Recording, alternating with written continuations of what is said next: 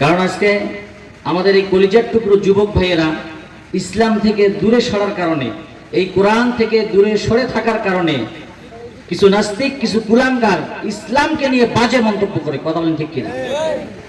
যুবক ভাইয়েরা তারা রাস্তার মধ্যে অহেতুক ঘোরাফেরা করতেছে।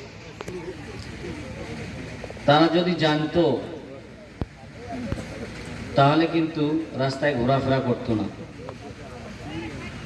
সর্বোৎকৃষ্ট জায়গা তিনটি, সর্বোত্তম জায়গা হচ্ছে কয়টি? তিনটি।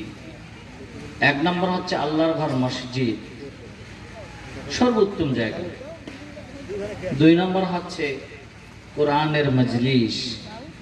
হাদিস শরীফে এসেছে পৃথিবীর যে স্থানে, যে জায়গায় কোরআনের কথাগুলো বলা হয়, কোরআন আবৃত্তি করা হয়, কোরআন পাঠ করা হয়, ওই স্থানটা জান্নাতের একটি অংশ হয়ে যায়। বলুন না সুবহানাল্লাহ।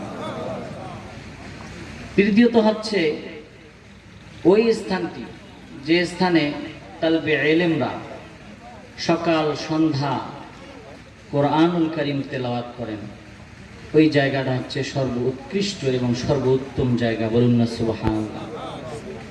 কলিজার টুকরো যুবক ভাইয়েরা, যারা আপনারা এখনো রাস্তাঘাটে দোকানপাটে ঘোরাফেরা করছেন, আপনাদেরকে অনুরোধ করতেছি যে আপনারা জান্নাতের বাগানে আসেন। আপনারা ইসলামের রাহবার। আল্লাহ পাক রব্বুল আলামিন আপনাদেরকে খালিদ বিন ওয়ালিদের ন্যায় কবুল করুন। সকলে বলে আমিন।